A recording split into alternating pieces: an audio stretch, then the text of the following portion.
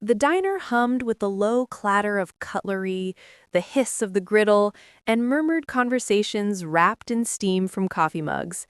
Outside, early evening light bled gold through the frost-kissed windows of Marlowe's diner, casting long shadows across checkered floors. Most patrons barely looked up when she walked in, just another customer on a cold Tuesday. But she wasn't just another customer. Her name was Simone, mid-30s, deep brown skin, eyes that held quiet intelligence and weary resilience. She wore a navy peacoat dusted with snowflakes, her hair tucked under a wool beret. She chose a booth near the back, not out of shyness, but because it offered a view of the door. She'd learned, over years of being watched in spaces that never quite welcomed her, to always see who was coming. She ordered black-eyed peas, collard greens, and cornbread, comfort food that reminded her of her grandmother. She ate slowly, savoring each bite, her shoulders finally softening after a long shift at the hospital. Then the door jangled open. A man stepped in, late 20s, black hair slicked back, jaw set like stone. He wore a leather jacket too clean for this diner, eyes scanning until they landed on Simone. He didn't hesitate. He walked straight to her booth. "Get up," he said, voice low but sharp as broken glass. Simone looked up, fork hovering. "Excuse me?" "I said get up. That seat's mine." She blinked. "There are 3 empty booths right over there." She nodded toward the front, where sunlight still pooled on empty vinyl seats. "This one," he insisted, knuckles white on the back of the opposite chair. "Now." A silence fell over the nearest tables. Silverware stilled. Conversations dipped into whispers. Simone set her fork down. "Why me? If someone needs to move, why not ask someone else?" The man leaned in, voice dropping to a venomous whisper. "Because you're black. You don't belong here. This place, it's for people, not you." The word people hung in the air like smoke. Simone didn't flinch. She met his eyes, calm but unyielding. "Is there a sign on the door I missed? Whites only? Last I checked, this was 2025. And last I checked, I paid the same tax dollars you did." He sneered. "You think that matters? You think your presence doesn't ruin the mood just by sitting here?" She took a slow breath. "I'm eating my dinner. I'm not bothering anyone. So no, I'm not getting up." That's when he struck her.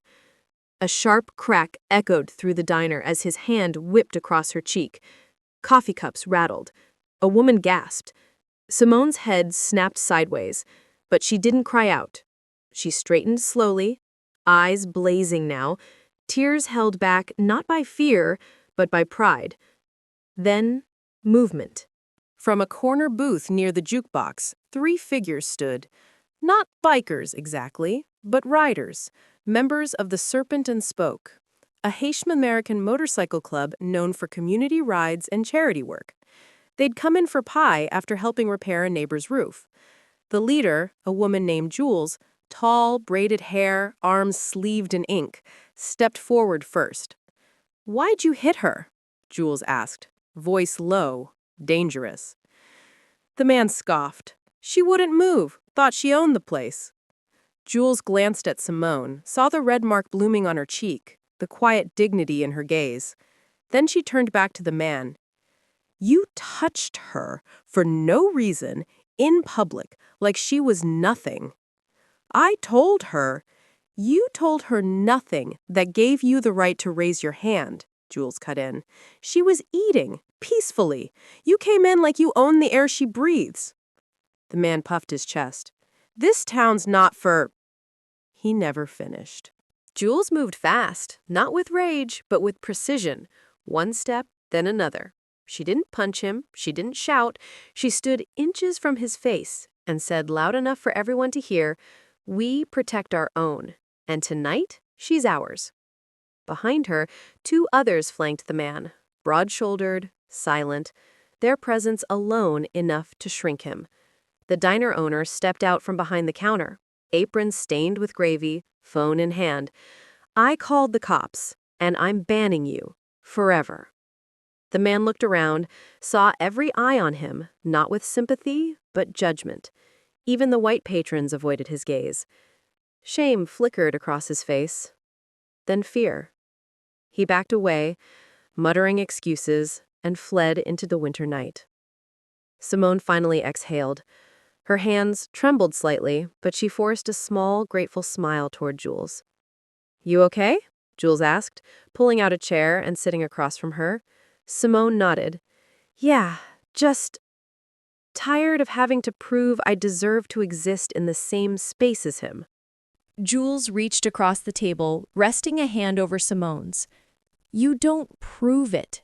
You show it. Every time you sit. Every time you stay. That's resistance." The diner slowly returned to its rhythm. Forks clinking, coffee pouring, but something had shifted. A quiet solidarity now warmed the air, like the glow from the neon "open" sign outside. As Simone finished her meal, she noticed something. Every empty seat near her stayed empty. Not out of fear, but respect.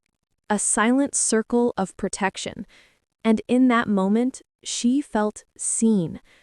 Not as a symbol, not as a victim, but as a woman who dared to take up space and held her ground.